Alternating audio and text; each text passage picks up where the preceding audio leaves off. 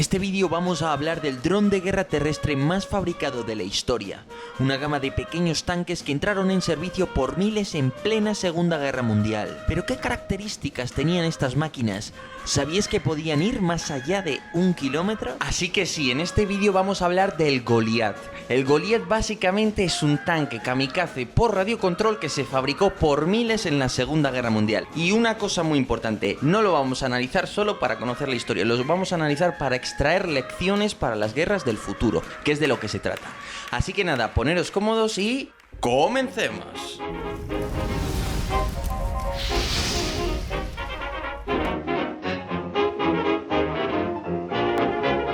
Corrían los felices años 20. Tras los nubarrones de la Gran Guerra había llegado el sol del capitalismo, de la riqueza y de los avances tecnológicos. Los artistas futuristas dominaban el panorama y los avances técnicos hacían parecer que no hubiera nada que el hombre no pudiera conseguir. Aquellos lejanos sueños de griegos, romanos y hasta de Leonardo da Vinci estaban muy cerca. Los autómatas, esos seres inánimes capaces de combatir, iban a hacerse realidad gracias a la electromecánica. Es la época del teletanque, significa que el tanque es controlado a distancia. Por ejemplo, el TT-26. El TT-26, que por cierto, el amigo Truffaut tiene un vídeo muy interesante sobre este tema en su canal, os invito a verlo. El TT-26 es un teletanque, básicamente un pequeño blindado T-26 que se controla a radiocontrol y que tiene un lanzallamas para luchar a corta distancia. Como este hubo muchos prototipos en aquella época y algunos, ya digo, llegaron a entrar en combate, pero fueron en general poco eficaces. Pero un momento, antes de continuar quiero recomendaros que le echéis un vistazo al canal de YouTube del Ejército de Tierra, que se están esforzando por hacer un mejor contenido y eso hay que valorarlo y hay que intentar apoyarles, así que os dejo un enlace abajo en la descripción del vídeo y al final del mismo. Pero bueno, continuemos hablando del Goliath. La historia del Goliath, como se llamaba aquel dron, comienza en plena caída de Francia en 1940. Por aquel entonces los alemanes capturaron un prototipo de tanque en miniatura que funcionaba por radiocontrol. Pronto los zapadores teutones se dieron cuenta del potencial del diseño galo, así que le encargaron a la compañía automovilística Borgward que liderara el esfuerzo para dar a luz al que sería el Goliath. ¿Y cuál había sido el gran éxito de entreguerras de esta compañía? Pues el Borgward Goliath Pioneer, una especie de microcoche que fue muy vendido precisamente por eso, tenía unos costos más bajos y era un vehículo que al final te proporcionaba esa utilidad. Quizás en esa misma mentalidad, ¿no? Microcoche con respecto al coche, una especie de microtanque con respecto al tanque, pues haces el Goliath, ¿no? El Goliath civil y ahora el Goliath militar, que es el que te han encomendado hacer las Fuerzas Armadas. El Goliath se dividía en 4 partes claramente diferenciadas. En primer lugar, el cuerpo central con 3 compartimentos, uno cargado con 60 a 80 kilos de explosivo de demolición, otro con el pequeño motor, que podía ser de gasolina con 12,5 caballos o un par de motores eléctricos Bosch de 2,5 kilovatios, y un tercer compartimento que consistía en un rollo con 650 metros de triple cable. Cada uno de los 3 cables del triple cable tenía una función. Uno era para girar, otro para acelerar y otro para provocar la detonación. Lo que nos lleva al mando del aparato. ¿Cómo era? ¿Como el de una consola moderna? Todos los que habéis jugado a videoconsolas, esto os va a resultar muy curioso. ¿Cómo era el mando de este vehículo entonces? Era una cajita de baquelita, un material pues bueno, bastante resistente de la época. Normalmente tenía una forma de cúbica o de cajita, por así decirlo. Tú los pulgares, igual que en una videoconsola moderna, los ponías en 2 palanquitas que servían básicamente para darle potencia, parar o para girar. Y luego para haber encendido la caja necesitabas tener una llave y luego ya tenías un botón para provocar la explosión. La distancia de este aparato podía variar en función de la ruta, el tipo de terreno y la longitud del cable, pero en general las fuentes hablan de 650 a más de 1000 metros. Si bien, a mi modo de ver, esta diferencia se explica porque el alcance máximo sería de 650 metros, mientras que la autonomía podría superar 1,5 kilómetros. También es posible que a lo largo de su historia se usaran distintas versiones con distintas longitudes de cable.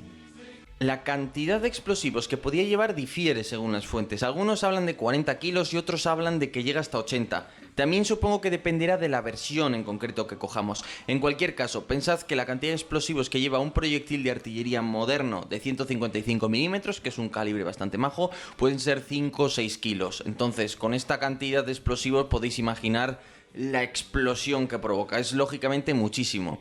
A veces me pregunto si incluso seguro que en alguna situación de estas de ingenio, o de buscarse la vida, pues los soldados alemanes lo utilizarían para enviar paquetes de comida o cosas así a alguna posición cercana cuando no querías exponerte a un francotirador o cosas de esas. El Goliath fue concebido como un arma para los ingenieros de combate alemanes, y estos pretendían usarlo para eliminar los obstáculos y fortificaciones enemigas en circunstancias especiales. En este sentido, el Goliath se convertía en una suerte de vehículo de demolición kamikaze. Con el Goliath podías crear brechas a través de las alambradas enemigas, volar por los aires un Abatis situado en una carretera, o detonarlo junto a una posición fortificada o un nido de ametralladoras. Como era difícil manejarlo, se debía usar contra objetivos estáticos, motivo por el que era más útil durante el ataque. Sin embargo, también podía ser usado en el combate urbano para volar un edificio enemigo.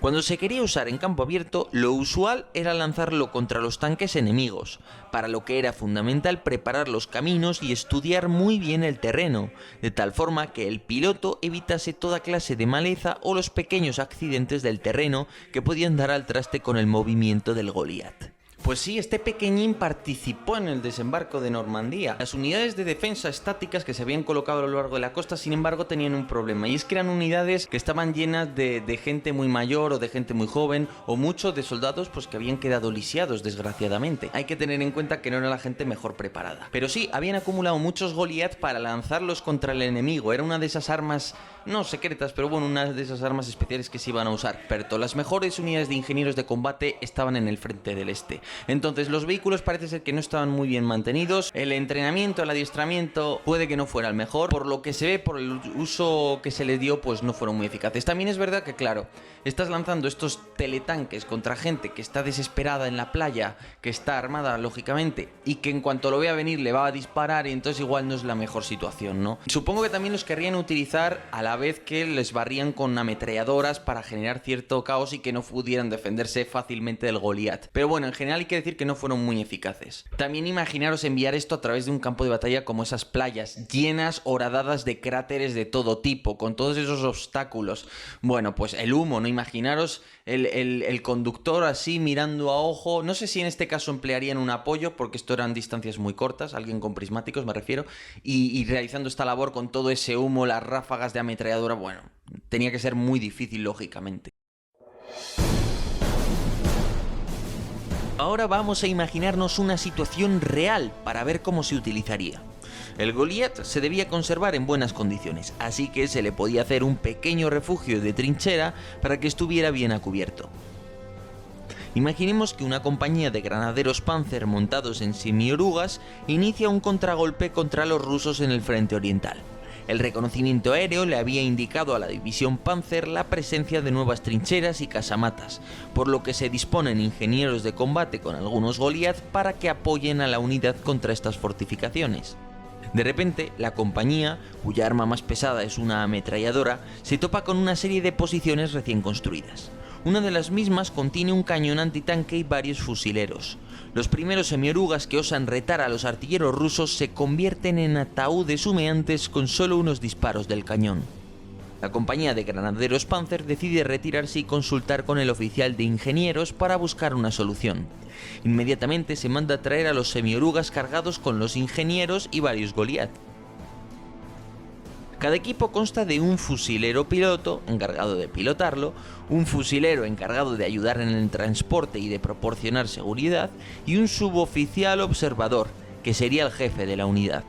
Los ingenieros, cuerpo a tierra, se aproximarían para estudiar la posición del cañón enemigo. Está a unos 500 metros de distancia sobre una suave loma de 20 metros de altura. La carretera llega hasta la loma, mientras que alrededor de la misma no hay más que tierras aradas por los rusos para dificultar el movimiento de los vehículos. La decisión es sencilla. Solo el firme de la carretera y su cuneta ofrecen un camino mediante el que usar al Goliath. Los ingenieros llenan el depósito de gasolina del kamikaze y se posicionan. El conductor y el observador se pondrán juntos tras unas matas. El uno dirigirá el vehículo a ojo, este es el piloto, mientras que el suboficial usará sus prismáticos Zeiss de 6 aumentos para ayudar a dicho conductor. Informar de cualquier avería, bache, blanco de oportunidad que aparezca de repente y sobre todo de determinar el momento en el que se debe detonar el explosivo. Como saben que los cables son muy delicados y vulnerables y el vehículo no podrá resistir muchas balas, deciden maximizar sus posibilidades. En el momento del ataque la compañía generará confusión arrojando humo en los flancos de la carretera, encendiendo los motores de los vehículos y abriendo fuego a larga distancia contra el cañón para llamar su atención. Además, el Goliat atacará al atardecer, cuando el sol deslumbre a los artilleros rusos. El Goliat estaba lleno de defectos. Sin embargo, a ver, para mi gusto, el principal defecto realmente era el tipo de conducción. Es decir, era una conducción en tercera persona. ¿Qué significa? Que yo, desde fuera, como si fuera en tercera persona, estoy controlando el vehículo. A ojo. No es lo mismo que cuando pongo una cámara en el vehículo y es como si fuera yo mismo el que se está moviendo. No, la conducción en primera persona es mucho más sencilla. Es lo que le faltó, pero claro, en aquella época el ancho de banda de los cables no te permitía mandar imagen en directo, por tanto esta era la única manera de manejar el vehículo. Y en cierto sentido este tipo de máquinas han seguido existiendo hasta ahora, incluso antes de esta nueva era que entramos de los drones, robots, digamos, de los artificieros encargados de tomar una carga explosiva, de jugar con ella, de desactivarla, todo ese tipo de cosas. Lógicamente son otros productos, pero al final la idea es muy similar. Y también permitidme poner el acento en una cosa. No deja de ser un vehículo que se han producido 7000 unidades. Es una cosa hecha para lanzarla y perderla en grandes cantidades. Así que bueno, pues es lógico, se ve que estaba previsto que se perdieran muchos también en acción sin llegar a alcanzar su objetivo. Hay quienes dicen que el Goliat fue un fracaso, sin embargo más de 7000 unidades producidas no mienten. Puede que tuviera muchos defectos y a menudo fallara, sin embargo en ocasiones lograba su objetivo. Perder varios antes de lograr un acierto no es algo ajeno a la guerra industrial, lo importante es lograr el objetivo, y si gracias al Goliat volabas por los aires una posición que iba a causar muchas bajas, y de esta forma te ahorrabas que cayeran en acción unos soldados veteranos, este vehículo sin duda merecía la pena. Cabe decir que hubo otros inventos similares al Goliat que fueron fabricados en el ejército alemán. Sin embargo, este fue el diseño más exitoso, y no me cabe ninguna duda de que fue el primero en abrir con éxito el ámbito de los drones terrestres. No en vano, este artefacto transportaba tanto explosivo como 12 proyectiles de artillería de 155 milímetros, y tenía el mismo alcance que un mortero ligero.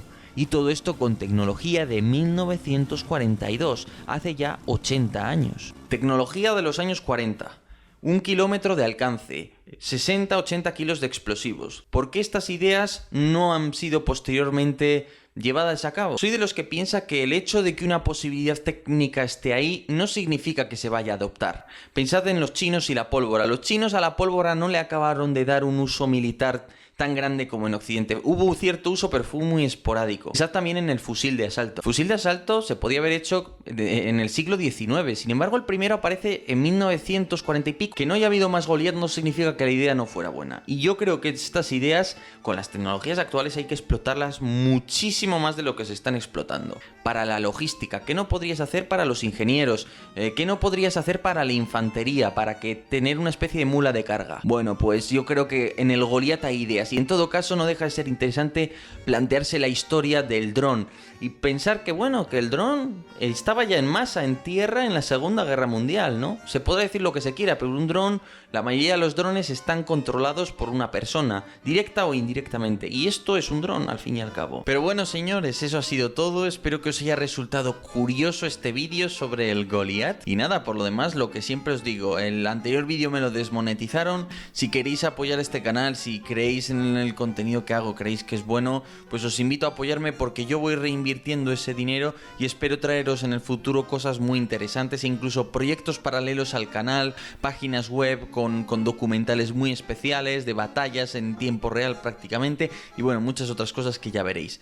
Pero bueno, como siempre digo, muchísimas gracias por estar ahí. Os recuerdo que si tenéis interés en adquirir machetes o modelo oso blanco u oso negro, pues podéis hacerlo con un descuento en el enlace que os dejo abajo en la descripción.